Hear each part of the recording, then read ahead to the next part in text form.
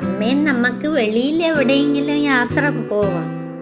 ഒരിടത്തും പോകണ്ട. നീ ഇങ്ങനെ അവിടെ പോണ് ഇവിടെ പോണെന്ന് പറഞ്ഞിട്ട് കൂട്ടുകാരിയെ കാണാൻ പോണ് ഇങ്ങനെയൊക്കെ പറഞ്ഞിട്ട് പോയിട്ടാ പരിക്ക് പറ്റിയിട്ട് വന്നിരിക്കുന്നത്, അടിയും വാങ്ങിച്ചോണ്ട്.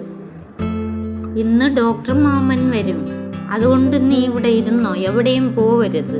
നിനക്ക് സൂചി വെക്കണമെന്ന് പറഞ്ഞ്. അയ്യോ, ഞാൻ പരിക്ക് വന്നാൽ കാണിച്ചു കൊടുക്കത്തില്ല. എനിക്ക് സൂചി വെക്കുമെന്ന് പറഞ്ഞപ്പോൾ തന്നെ വല്ലാതെ പേടിയാകുന്നു. ബുസ്സിക്കാ ഇടയ്ക്കിടെ സൂചി വയ്ക്കാൻ കൊണ്ടുപോകും. അപ്പം ഞാൻ അടി വാങ്ങിച്ചുകൊണ്ട് വന്നിരിക്കുകയല്ലേ, ഇനി എന്ത് ചെയ്യാൻ പറ്റും? എനിക്കിത് പറഞ്ഞത് മുതൽ ഒന്നും ചെയ്യാൻ തോന്നുന്നില്ല. ഞാനേ ഗേറ്റ് തുറക്കുന്ന സൗണ്ട് കേൾക്കുമ്പോൾ തന്നെ എവിടെയെങ്കിലും ഓടിച്ചെന്ന് ഒളിച്ചിരിക്കും, അല്ലാതെ വേറെ മാർഗമില്ല. എനിക്കിവിടെ കിടന്നിട്ടും കിടക്കാൻ തോന്നുന്നില്ല, ഉറക്കവും വരുന്നില്ല. ആലോചിച്ച് മതിയായി എനിക്ക്. ഏതെങ്കിലും സൗണ്ട് കേട്ടാൽ തന്നെ എനിക്ക് പേടിയാകുന്നു.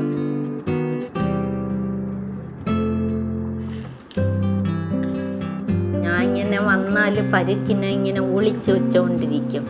അപ്പം മാമൻ കണ്ടുപിടിക്കത്തില്ല.